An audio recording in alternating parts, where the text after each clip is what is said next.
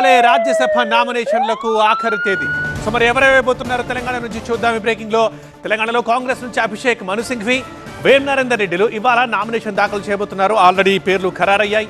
ఉదయం 10:30కి నామినేషన్ దాఖలు చేస్తారు. అయితే రాజ్యసభ రేసులో అనేక మంది పేర్లు తెరపైకి వచ్చిన ఈ ఇద్దరి పేర్లనే ఖరారు చేసింది అధిష్టానం. సింఘ్వికి మరోసారి టికెట్ ఖరారంటూ ముందు నుంచే అంచనాలున్నాయి. ఇప్పుడు వేం నరేందర్ రెడ్డికి టికెట్ ఖరారైంది. ప్రస్తుతం ప్రభుత్వ సలహాదారుడిగా ఉన్నారు వేం నరేందర్ రెడ్డి. రేవంత్ రెడ్డికి ఈయన అత్యంత సన్నిహితుడు.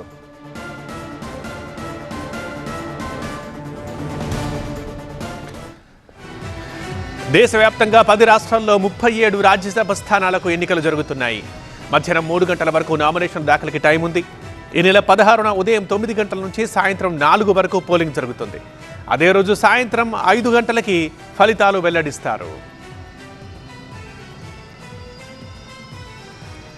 తెలంగాణ నుంచి శ్రీ అభిషేక్ మను సింఘ్వి, వేం నరేందర్ రెడ్డి.